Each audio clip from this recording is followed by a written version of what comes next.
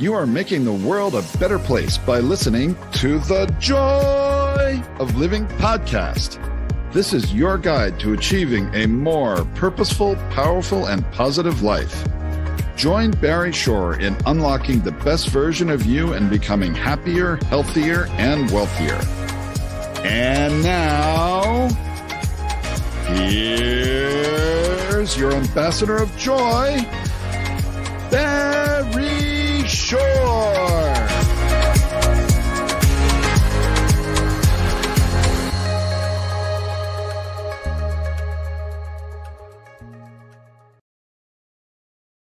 Good day, beautiful, bountiful, beloved immortal beings, and good-looking people. If you're good-looking, you're always looking for and finding the good. You found good in abundance because you've tuned in consciously and conscientiously to the Joy of Living with your humble host, Barry Shore, the ambassador of joy. Notice I didn't say the ambassador of joy. The ambassador of joy. And you tuned into this show for one reason and one reason only. It's the best reason in the whole world, because you care the most in the entire world about you. That's right, Y-O-U. That's great, because when you become the best you make the world a better place. You build more bridges of harmony, create more joy, happiness, peace, and love in the world. Because you know that on this show, and thank you, by the way, for always recommending to your family and friends to join the show every month or so. We have another 25,000+ people. So over 500,000 people listening around the world. By the time we bring on an amazing guest, wonderful Oren, we'll be up to about 520,000+ people. You tuned in consciously and conscientiously because you know that we work with the three fundamental principles of life. And when you utilize these three fundamental principles, the result is you'll be happier, healthier, and wealthier. Who doesn't want that? Now, the three fundamental principles are, number one, your life has purpose. And when you lead a purpose-driven life, number two happens, in this case, good number two, you go MAD. Now, MAD is a wonderful acronym that stands for make a difference. You lead a purpose-driven life, you make a difference in the world. And the third fundamental is to uncover the power and the secrets of everyday words and terms. Simple example, this show is carried over the internet. To ask anybody, what does www stand for? And very little tell you it has to do with the internet. And factually speaking, they're correct. However, in our world, the world of the positive, purposeful, powerful, and pleasant, www stands for what a wonderful world. And what is a word, right? WHATA. And of course, a tip of the hat and a big thank you to Louis Armstrong, Satchmo, for enabling that song, What a Wonderful World, to go viral and touch not just tens of millions, but hundreds of millions, but billions of people around the planet. And whenever you hear the opening bars of What a Wonderful World, what do you do right away? You can't help it. You smile. Now, smile is one of the most important words you could ever internalize, utilize, and leverage in your life, because smile stands for seeing miracles in life every day. That's right, seeing miracles in life every day. Now, I got to tell you a quick story. It's about me. Imagine, if you can, I'm standing up in the morning, completely healthy and hearty, able to leap tall buildings in a single bound. And that evening, I'm in the hospital, totally, completely paralyzed, my neck down. And it was not because of an automobile accident. It wasn't a spinal injury. It was a rare disease that took over my body and rendered me quadriplegic. I could only blink my eyes to communicate. 144 days in the hospital. I was 2 years in a hospital bed in my own home. I couldn't move.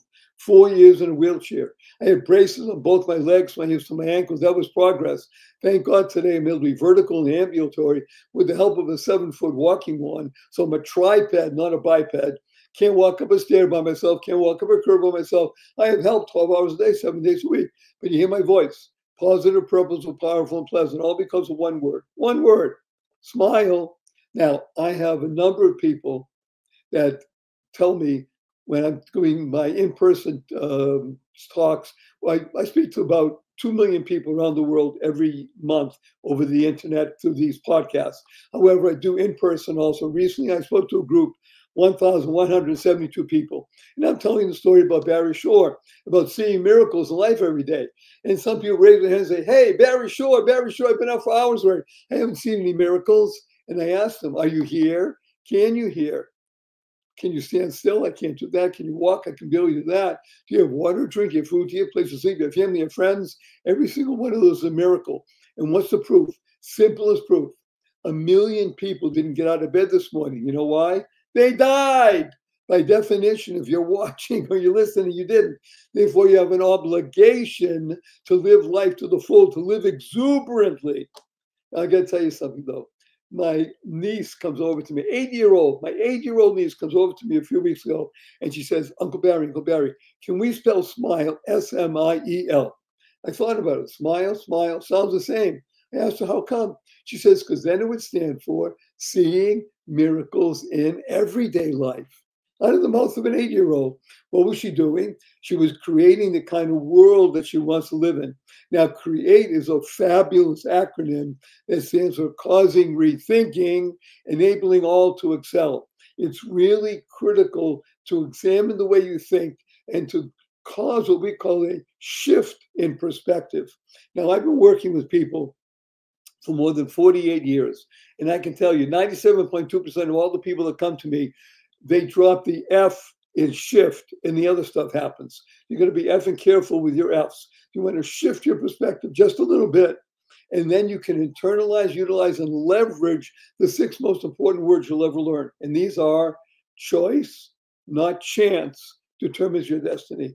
How you choose to respond in any given situation will determine your path in life and your trajectory.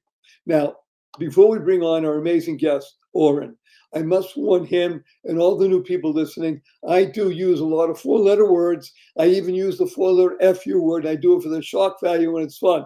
Now, of course, the 4-letter words that we use, because we live in the world of the positive, purposeful, powerful, and pleasant, are love, life, hope, play, free, gift, swim. And the 4-letter FU word is fun. Fun, that's right. F-U, capital N, capital N. So after the show, you see your family and friends, you have a twinkle in your eye, smile on your face, point your finger, say, F-U, everybody. But you got to add right away, capital N, capital N. So where'd you get that? So I listen to Barry Shore and the joy of living. Now you have their attention. You can share with them all the wonderful things you're going to be hearing today. I got to tell you, though, before we bring on Oren, I urge everybody to learn to use the 2 most powerful words in English language 3 times a day from now and the rest of your life. And the result is you'll be happier, healthier, and wealthier. What are these 2 words? Thank you. Thank you. Thank you. Thanks stands for to harmonize and nurture kindness. KIND is a wonderful acronym. It stands for keep inspiring noble deeds. There's nobody that I want to share with you that inspires noble deeds more than wonderful Oren Barner. Oren, please say hello to 518,902 people around the world. Hello. Not as good as you, but okay. Wonderful. Well, I got to tell everybody, I am just so happy to have Oren with us. Now, Oren is sitting in the country of Israel. Israel is one of the most remarkable places on the planet. It has been since its inception more than 3,500 years ago, a continuous history of light bearing to the world. Lots of ins and outs, ups and downs, movement, but that's all about life. By the way, if I started telling you all the things that Oren does, it would take the rest of the show. I just want to mention 3 things. Number 1, he is a brilliant writer. He's a great consultant, especially in the tech industry, which is the heart and soul of the Israeli economy these days.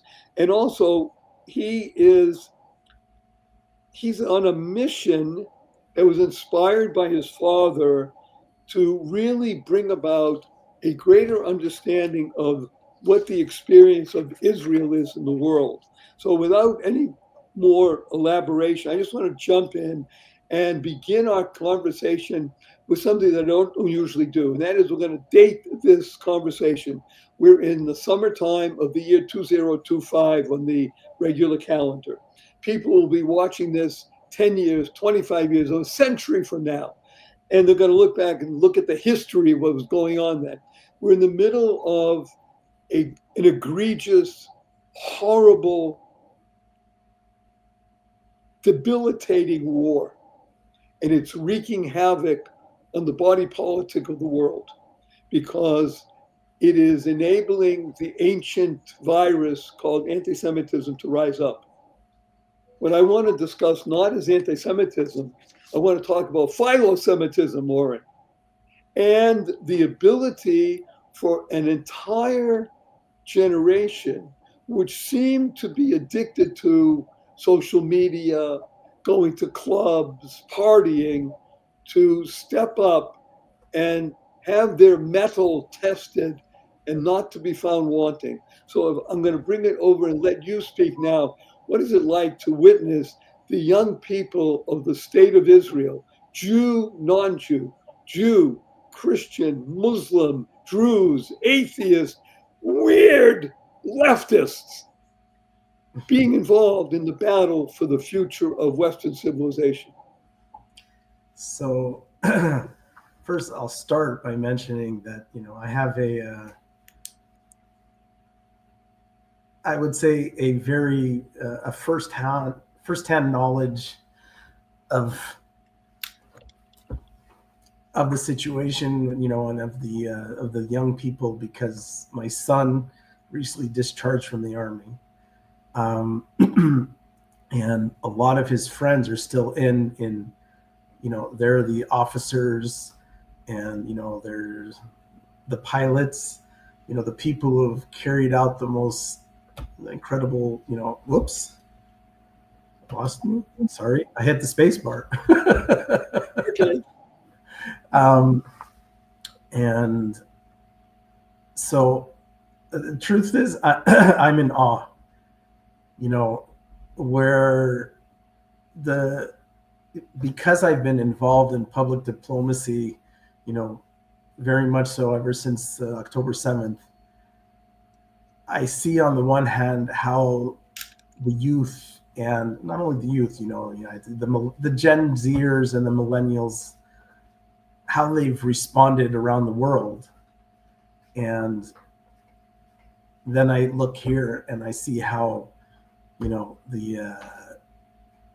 the Israeli Gen Zers and millennials have responded, and I'm really amazed. I mean, it's just like they put everything aside. They understood what's at stake, and like you said, they've performed. They've done what they need to do, and they've protected us. And people can talk about the policies and what the governments are doing, and and what the commanders, but they're protecting us. They're doing the work, and it's amazing.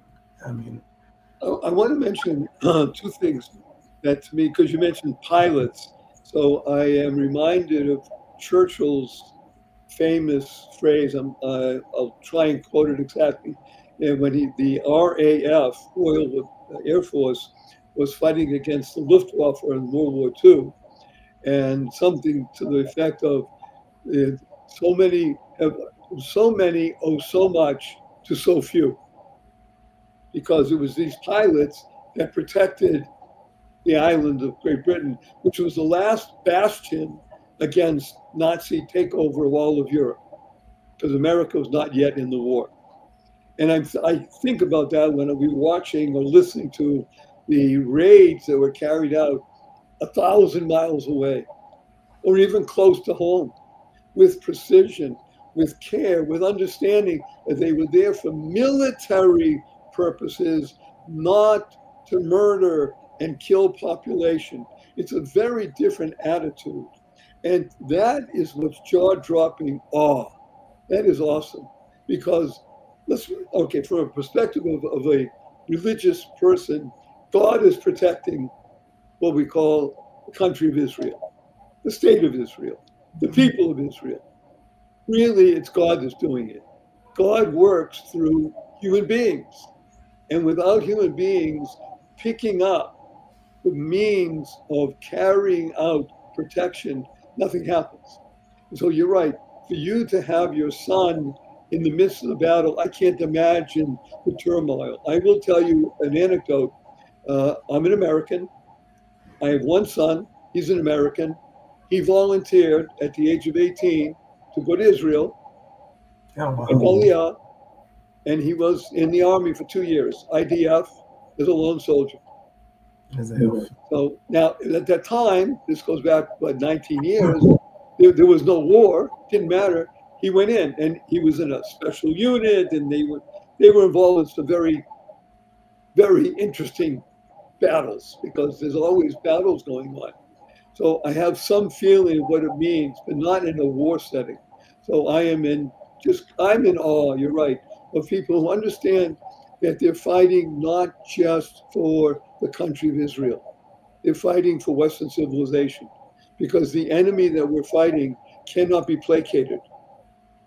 So I want to turn it back to you and speak about, if you'd be so kind, how is it that this generation of young people who are totally involved in high tech, in living the life of carefree and just, the Nova Festival was a music festival. Before, October 7th, Simchat Torah. However, it was really about Simcha. How is it, do you think, that the generation was able to recognize that this was a moment in time, and that people were able to coalesce and put aside their differences and pick up the tools of war? So let me just start by just reminding people that the differences were huge just before the war. I mean, we have to remember there was the judicial reform and all the protests, and the country was, I mean, people were very much divided here in Israel. But like you said, so, I mean, I think that it's basically, it's simple, because, you take 9/11, okay? So 9/11, it happens in the States, but the US has a standing army. It has a different type of army. You take October 7th, these kids, they understand that this is, it's a threat to our very existence. Okay, they understand what's happening, and they understand that they have no other choice. But then it goes beyond that. Okay, it's that, this is our country. It's where we live.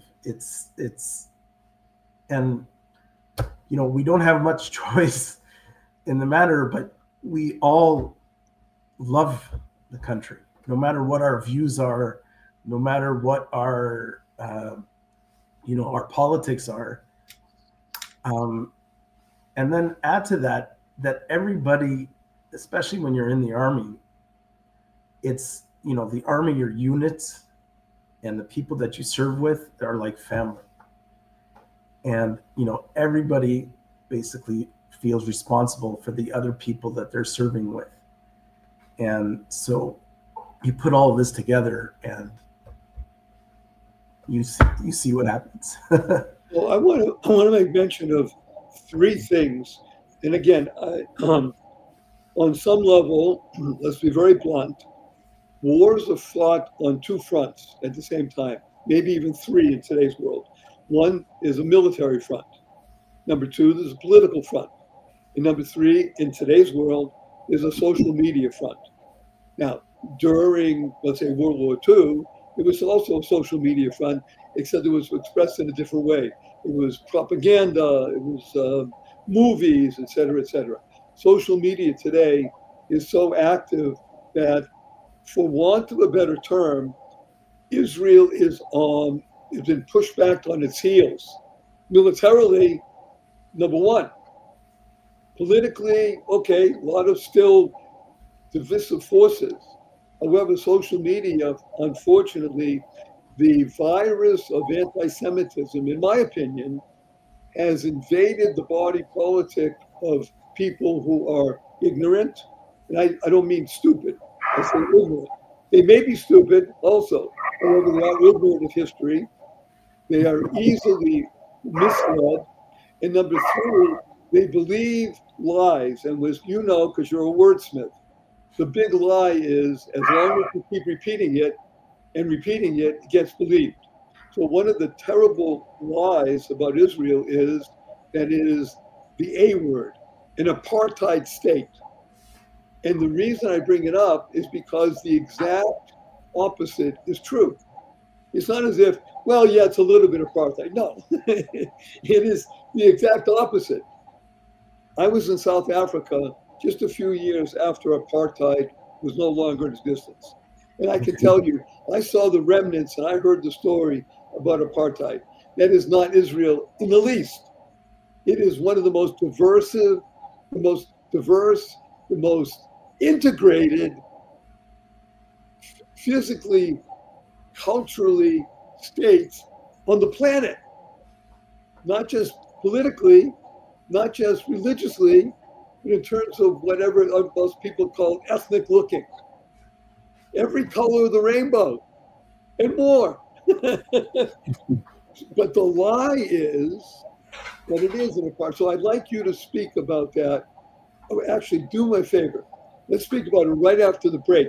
We have people that love the show and they sponsor. We wouldn't have the show if we didn't think that these advertisers would be worthy of your time. We're going to be right back with wonderful Oren right after this message. Don't go away. He is fabulous. Hello, skincare connoisseurs. If you think you have tried everything in skincare, you are going to love what I am about to tell you. I'm pharmacist Benjamin I. Fuchs. I'm a dermatology pharmacist. And what I've discovered in my compounding pharmacy after decades of working with patients with skin traumas and skin diseases is the missing link in skincare is topical essential nutrition. And because of this missing link, we're not maximizing the potential of topical skincare. We're leaving skin beauty and skin health on the table. And that's why I formulated my Truth Treatments. Listen, the skin's an organ. It needs and wants and craves nutrients, vitamins, minerals, amino acids, fatty acids, and plant-derived minerals, and now it can get them in super high concentrations in my Truth Treatments. Originally formulated for dermatologists and their patients, now they're available to you. Check them out today at truthtreatments.com, and I know you are going to love the truth.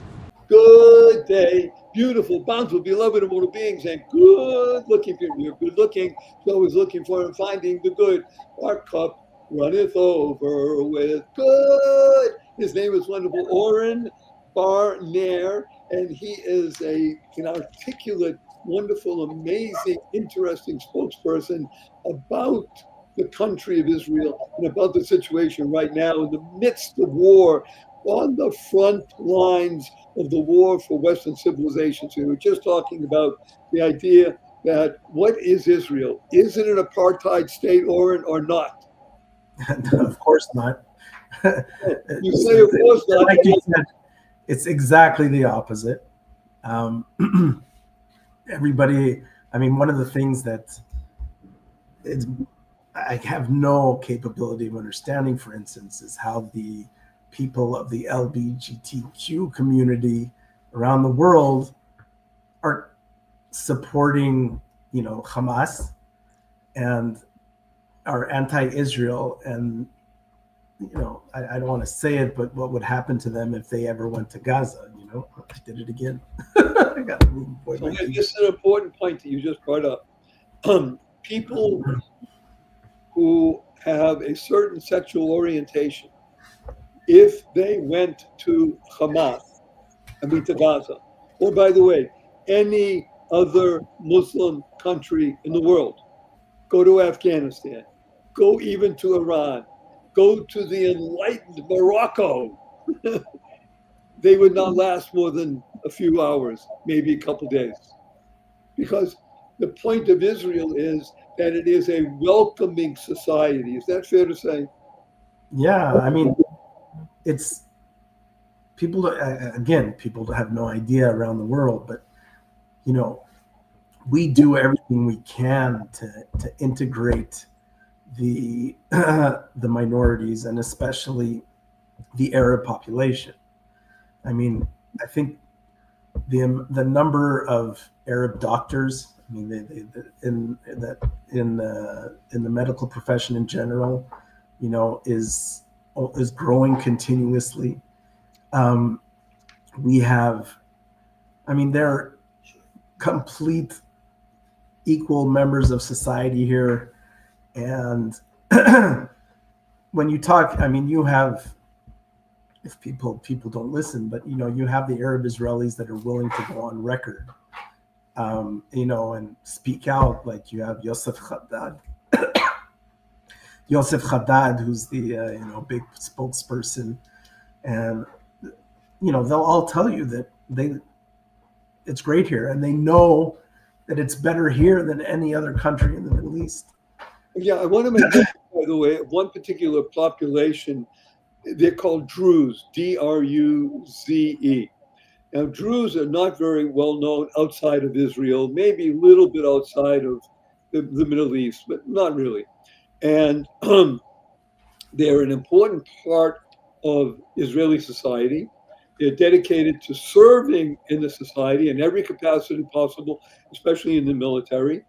And recently, because of the disintegration, thankfully, of the horrific, oppressive regime in Syria, and the country fell apart, the Druze in the southern part of Syria, which was adjacent to the Golan Heights and Israel, elected to say, we want to be part of Israel, even if we're not going to be physically annexed. We want to be with your protection. We will serve you, and vice versa, in the most positive way. Am I correct on that? Yeah. And when the Arab world as well, basically just ignored what was happening. I mean, the new Syrian government, was also coming after the Druze. And Israel protected them. I mean, they did what needs to be, we did what needs to be done, and there's not a question. And so, yeah, you're completely right. And they're. So I want to pick up on something you just mentioned, Oren, because I think it's crucial. There are seemingly two different shifts. One is something called the Arab-Israeli amalgam, which is the Abraham Accords that was in President Trump's first term in office. That's a whole world, Arab-Israeli, because Arab means not just the people in Saudi Arabia, but everybody from Morocco, even to Afghanistan. Those are essentially Arabs, even though they're not. Persians are not Arabs, and that's why they don't like each other. Different story. There's another subset, and that is called the Palestinian-Israeli issue. And the Palestinians are a unique subset. They're not Arabs. They hold themselves out to be a unique group, and they're not, because they were literally a created entity in the 1960s by first Russia, the KGB, and Yasser Arafat, who was their beautiful, useful idiot. So I'd like you to speak, if you would, about what you call your public diplomacy and what it is that you do to make people aware that there are really two different groups. The Arab-Israeli issue may be solved in another round of, not solved, but at least brought to become another level in the next round of the Abraham Accords. However, the Palestinian-Israeli issue seems to be a thorn in the side of the world. I have to say that, it's a matter again, I don't like generalizing, like to say, like the whole Palestinian population. Okay. So first of all, I mean, the Palestinians have been victims of corrupt, horrible leadership, or terrorist leadership, basically ever since the inception of the Palestinian people. And so it is a construct, but it's a construct that they believe in, so these people call themselves Palestinians, but and that brings me, for instance, to some of the things that I discuss when I do my public diplomacy. Okay, so for instance, I mean, people talk about whether, one of the key arguments about whether Israel should go to war, or always that you hear every time something happens, is that they're going to radicalize more Palestinians, okay, by doing that. But what people have no idea and need to be somehow educated about is that the Palestinians, especially in Gaza, are taught to that the Jewish people and Israel specifically are the source of the source of all evil, that we need to be killed, that we need to be destroyed, and so it's the problem really runs so deep amongst the Palestinian people, and it's a question of how do you get over that. Okay, I'll pose the question to you, Oren. You have a magic wand. God is willing to do your bidding. How does that become lessened to the point where Palestinians can have a family where they can raise their children to be productive citizens of the world? The first step one is you have to get rid of Hamas. Okay. That's like fundamental. Okay. Because they're holding out and they're still hoping. And the reason they deny, all of the ceasefire, all of the ceasefire options that they've been offered, is because they have a feeling that with the worldwide support that they're seeing, that they're going to be able to weather this and come back to power. By the way, they may not be incorrect if things keep going as they are.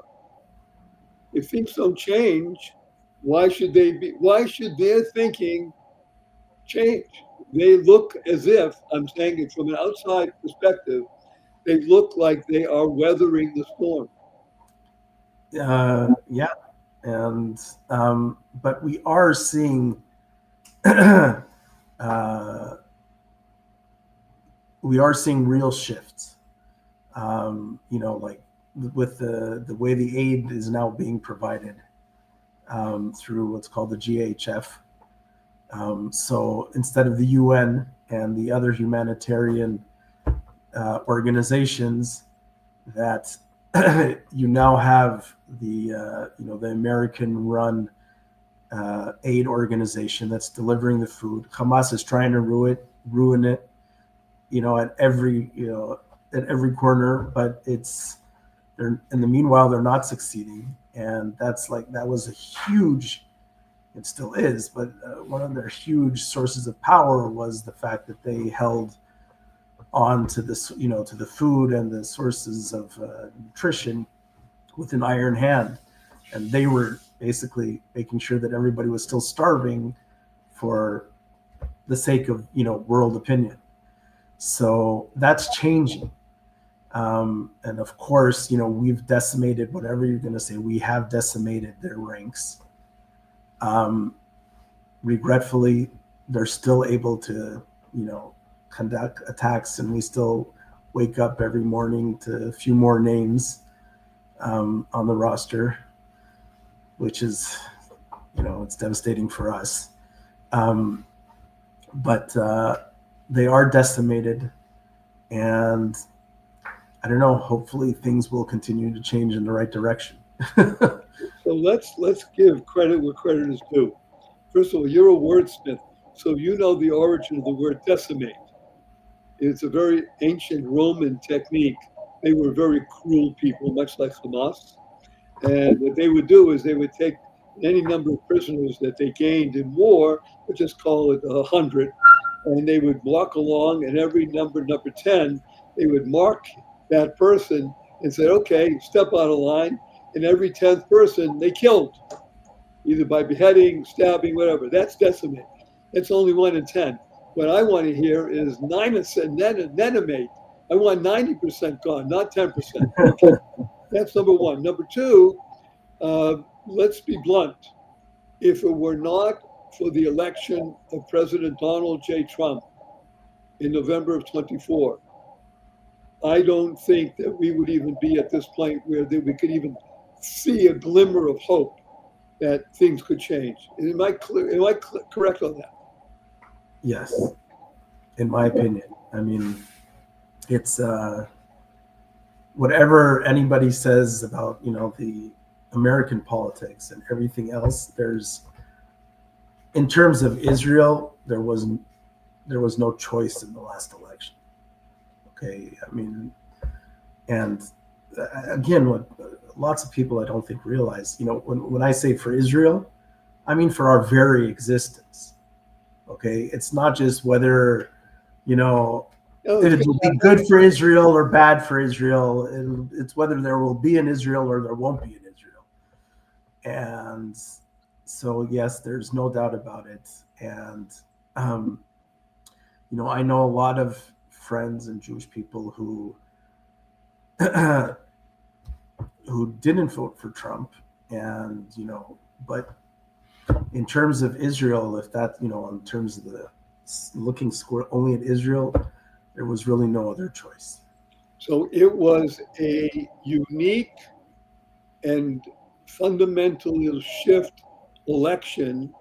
And I'm going to say one more piece. Israel is the tip of the spear. Really what's happening here is Western civilization is being attacked. And by the way, I can say this as an American, it's being attacked in the United States. The forces of the left, I don't use the word progressive because they're not, they're regressive. The forces of the left, the radical left, are hate-filled towards America. And I might even disagree with you vis-a-vis what you think about the left in Israel. The violent, vociferous left in Israel is not a friend of the country, in my opinion. Now, I don't live there, you do, so you have to live with them. However, the repulsiveness of the left in today's environment is not just, okay, there's a right and there's a left, and we balance and we discuss. This is no longer discussion. This is a heated war, and Israel is on the front lines of Western civilization. So goes Israel, so goes the West. And that's why Donald J. Trump and his administration, is not just him, he brings an entire mindset. His entire mindset, his administration, understands that what happens in this country called Israel is good for the West, and therefore fights the evil that is made up of Russia, Iran, North Korea, and China. Those are malign influences in the world. Is that fair to say? Yeah, I mean, and you could just, again, I mean, one of the things that being very involved in the public diplomacy sphere is, for instance, you know, just to see what has been coming out of China ever since October 7th. I mean, so incredibly anti-Israel. And, you know, what's their stake in the game, you know? But so you're definitely right. By the way, I will say, and again, I love looking at world history, Jewish history, and I'm fascinated by the remarkable growth of these two behemoths in the world. One is called China, with its population, and the other is India. In my humble opinion, India is the balance, at least for the moment, vis-a-vis China with Israel. In other words, an Israel-India relationship is so positive, purposeful, potentially powerful and pleasant that it can be a bulwark against the malign influence of China. Do you see that? I do. I think the issue is that China is a lot more organized and focused. But definitely, you know, we do have India is the balance, and thankfully, You know, with all the issues. I mean, we have, my father's caregiver was from Kerala in India, and so, but we have lots of Indians here, and we're familiar, you know, somewhat familiar with the Indian people, but there's a lot of issues there, but they're pretty much squarely in Israel's corner, thank the Lord. And you know, Well, the good news is that India loves being a no longer socialist country and more oriented towards a market economy. And Israel was on that same path. You know, 20 years ago, it was a socialist country. And now it's very much a market economy. And on that high note, we're going to go to one more break. Again, we wouldn't have these sponsors. We didn't think they're worthy of your time and attention. We'll be right back with more Oren right after this brief message. Don't go away. Opportunity. What an opportunity. I'm going to use 2 4-letter words right now. Free gift. Free gift. Yes, you can have a copy of my best-selling book, The Joy of Living, How to Slay Stress and Be Happy, the ebook version for absolutely free. All you have to do is send an email to me, Barry, Barry, at barryshore.com, and in the heading, the subject line, just write free gift. It's as easy as that. This is a life-changing, life-enhancing opportunity. Barry at barryshore.com. You'll be glad you did. Thank you, thank you, thank you. Free gift. Do it now. Take the action. Make it happen right now. Best wishes. Bye. Good day. Beautiful, bountiful, beloved, immortal beings, and good-looking people. If you're good-looking, you're always looking for and finding the good. We found good in abundance. His name is Oren Barner, and he is a remarkably gifted wordsmith. He is a business consultant. He's a tech consultant. He knows the scene, as it were, in Israel. And I just want to make mention of something, and I'd like you to take this after, Oren, that, let's be blunt, Israel is known as a high-tech economy. That's its driving piece. It's no longer agriculture. It's not wine. I mean, those are nice things. High-tech is where it is, and high-tech means brains. In other words, the actual real value of Israel is its people. And again, for good or ill, and a little bit of both, war brings out the best in technology, as we saw, of course, with the blowing up of cell phones in Lebanon, or the ability for the Air Force to travel 1,000 miles and having infiltrated already certain targets and mark them and be able to eliminate military targets so that America could come in worry-free, as it were, for being shot down and carrying out this remarkable, beautiful, wonderful example of what it means to be powerful, which is to eliminate the enemy's ability to be menacing. And that wouldn't have happened without technology, right? So the high-tech sector is the essence of Israel. Everything from years ago for Waze to, what do you call it, driverless cars to things. So I'd like you to speak in the next few minutes. What is happening, in your opinion? So let's say the 3 biggest advances in technology that you see happening in the startup nation at the moment. Well, I'll be honest, there's 1, not 3, and that's AI. Okay, I mean, you can't get away from it. I think, so most of my clients are all technology firms. I think maybe 1 isn't right now playing around with AI in some form or another. It's consequential. It's changing everything. It's touching everything. And in Israel as well. So, whether it be, I have a nephew who's in one of the larger cybersecurity firms here in Israel, and AI plays a big part there. My son just began working with a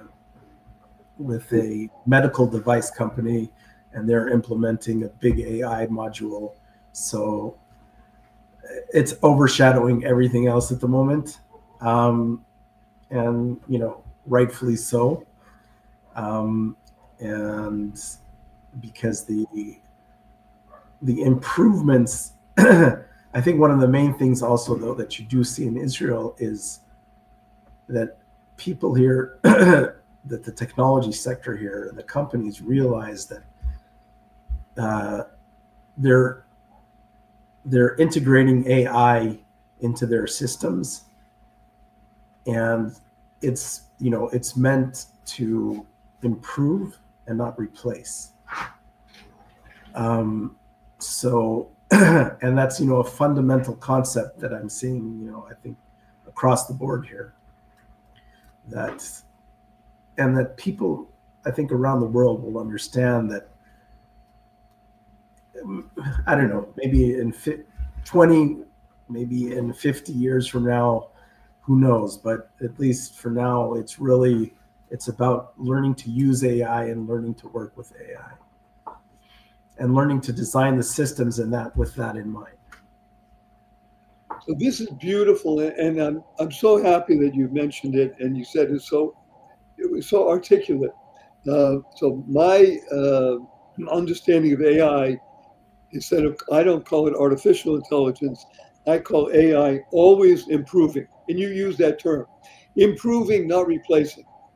And the ability to have ongoing, very fast-paced change in processes that may have taken, let's call it 5 years, 10 years, a few years ago, can now be enhanced to the point where things may take 6 months or a year.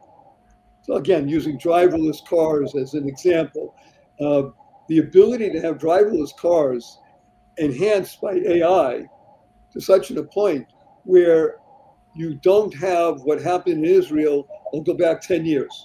10 years ago, we didn't have the war, and the greatest loss of life in Israel was due to traffic accidents.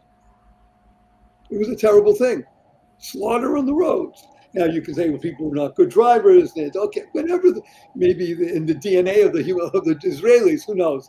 The point is, imagine having roads safe enough where people can travel from point A to point B and arrive safely, 99.99% of the time, because of AI and driverless cars.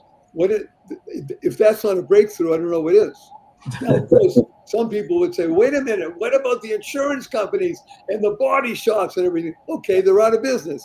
Somebody they'll find another business. My point is what you said so beautifully, Oren, so beautifully. It's about improving, always improving. And I think that is the genius of Israel. That is the genius of the Jew. That is the genius of Western civilization. And that is what causes other civilizations, in this case, Muslim, because those are our nearest neighbors, to be almost upset and angry that they're not participating. And at this point, there's nothing holding them back. You have a country, Egypt, 90 plus million people. It's amazing. They should be on the forefront of advances. They should be challenging Israel and say, okay, we're going to challenge you.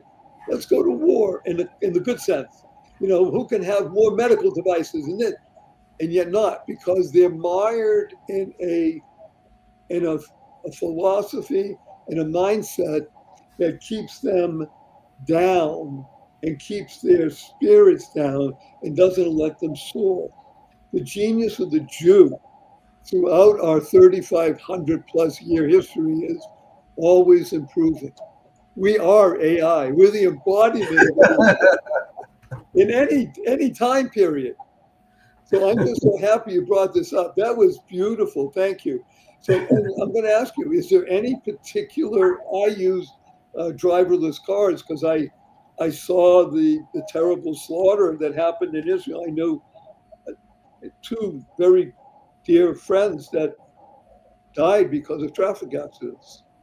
And so I can see that what a boon that can be to the world progress of no longer having to worry about that. Is there anything that you see almost on the horizon that you want to talk about? It got me a little bit there. He doesn't want to reveal secrets. Okay, fair enough. No, I can say that, going back to where you started the discussion about technology,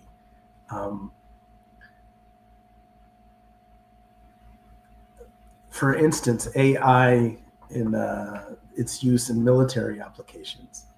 So people are there's a lot of worry and, about how it's going to be used in AI ethics and so forth. But people don't understand also that on the other side, you have, for instance, AI allows much, much better targeting. Okay. And, with the new AI system, with the AI that's involved, not only selecting targets and then, hitting precision targeting, and then that, in turn decreases, any kind of collateral damage. So, and AI is being used in that way as well within the military applications. So I think we're going to see even more advancements in the whole area of the military applications. I think that's huge. Which again, the beauty of that is that it saves lives and it creates a shortening of the battle. So for instance, Israel just had a 12-day war. Hello. And if the bad people know that they can be targeted easily, then they won't be so quick to put the rest of the population in front of them as a shield, because we can go right behind them and say, hello, I'm tapping on the shoulder, goodbye. Okay. Well, I'm sorry to use these words, Oren, but we're coming to a close on our time together. And I got to tell you, it's been wonderful. I have 3 quick questions for you. Are you ready? Sure. Number 1, will you come back again? Sure. Have me. Love it. Thank you. Thank you. I appreciate that. Number 2, Oren Barner, you have only 80 seconds to answer this. What is your most fervent desire? My most fervent desire. It's going to sound a little cheesy, but, peace, because we get to, for us here, peace means peace, living quietly, allowing us to live our lives. And, so it's very, very realistic. Says Shalom Bimromov. Peace shall reign eternal. And number 3, Oren, may I give you a hug in front of 523,922 people around the world? Let me tell you what hug stands for. Ready? Heartfelt, unlimited giving. Here we go. 1, 2, 3.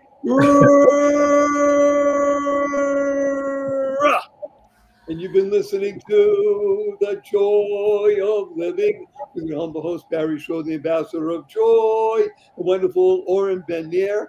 And remember, this show is not about Oren, great guy that he is, or about Barry, fabulous fellow. It's about you. You becoming the best you possible. When you're the best you make the world a better place. Build more bridges of harmony, create more joy, happiness, peace, and love. And remember the 3 fundamentals of life. Number 1, your life has purpose. Number 2, you lead a purpose-driven life. You go mad. Mad stands for make a difference. And number 3, unlock the power and the secrets of everyday words and terms, such as WWW, what a wonderful world. Smile, seeing miracles in life every day. Or as my 8-year-old niece says, seeing miracles in everyday life. Create the kind of world you want to live in, causing rethinking, this Oren rethinking, enabling all to excel. And then you'll be able to internalize, utilize, and leverage the 6 most important words you'll ever learn. These are choice, not chance, determines your destiny. How you choose to respond to any given situation, determine your path in life and trajectory. Use 4-letter words: love, life, hope, play, free, gift, swim, and tell the world to F you. Capital N, capital A. Remember, and use that after the show. Point your finger, have a twinkle in your eye, a smile on your face.